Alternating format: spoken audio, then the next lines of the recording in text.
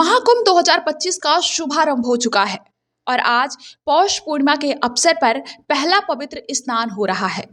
श्रद्धालुओं की भारी भीड़ प्रयागराज में उमड़ रही है। प्रशासन के अनुसार सुबह 9:30 बजे तक 60 लाख से अधिक भक्त संगम में डुबकी लगा चुके हैं और दिन के अंत तक 1 करोड़ भक्तों के पहुंचने की संभावना है।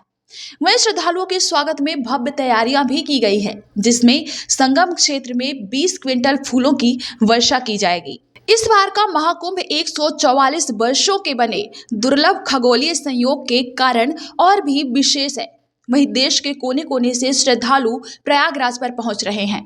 बता दें, कुंभ में विदेशी श्रद्धालुओं की भी भीड़ बहुत बढ़ गई है, जिससे प्रशासन के अनुसार जर्मनी, ब्राजील, रूस सहित 20 देशों के भक्त संगम में स्नान करने आए हैं, जहां संगम तट पर हर घंटे लगभग 2 लाख लोग स्नान कर रहे हैं और यह विशाल जनसमूह कुंभ की आध्यात्मिकता और महत्व को दर्शाता है। अब हम बात करेंगे कल्पवास की शुरुआत के बारे में। आज से श्रद्धालु 45 दिन का कल्पवास भी शुरू करेंगे। यह परंपरा श्रद्धालुओं के लिए गंगा, यमुना और सरस्वती के संगम तट पर ध्यान, पूजा और साधना के माध्यम से आत्मिक शुद्धि का एक विशेष अवसर प्रदान करती है। वहीं संगम क्षेत्र में एंट्री के सभी मार्गों पर भक्तों की भीड़ का सैलाब उमड़ रहा है, जहां वाहनों की आवाजाही को बंद कर दिया गया है, जिससे श्रद्धालु बस और रेलवे स्टेशन से 10-12 किलोमीटर पैदल चलकर संगम तक पहुंच रहे हैं। वहीं कुंभ मेले में सुरक्षा और व्यवस्था को संभालने के लिए 60,000 से अधिक जवान तैनात किए गए हैं। इनमें पुलिसकर्मी, पैरामिलिट्री फोर्स और कमांडो शामिल हैं। भीड़ को व्यवस्थित करने के लिए जगह जगह पर स्पीकर भी लगाए गए हैं, जिनके माध्यम से पुलिसकर्मी निर्देश दे रहे हैं। इसके अलावा संगम तट पर मेले के अन्य महत्वपूर्ण स्थानों पर ड्रोन कैमरों की मदद से निगरानी की जा रही है। वहीं महाकुंभ का क्या महत्व है, इस बात से कोई अनजान नहीं है। वहीं महाकुंभ केवल भारत का ही नहीं, बल्कि पूरे विश्व का एक अनोखा आध्यात्मिक और सांस्कृतिक आयोजन है, जहां 12 वर्षों के अंतराल पर आयोजित होने वाला यह मेला गंगा, यमुना और आदर्श सरस्वती के संगम पर आयोजित होता है। ऐसा माना जाता है कि कुंभ में स्नान से जीवन के सभी पापों का क्षय होता है और मोक्ष की प्राप्ति होती है। इस बार का महाकुंभ इसलिए भी खास है क्योंकि यह 144 साल के दुर्लभ खगोलीय संयोग के साथ हो रहा है, जो इसे और अधिक पवित्र और महत्वपूर्ण बनाता है। इसके साथ ही पौष पूर्णिमा के मौके पर आज तीर्थराज प्रयाग में गंगा, यमुना और सरस्वती की त्रिवेणी पर स्नान व दान करने वाले श्रद्धालुओं की भारी भीड़ उमड़ी हुई है, जहां देश के कोने कोने से श्रद्धालु संगम में आस्था की डुबकी लगाने के लिए पहुंच रहे हैं।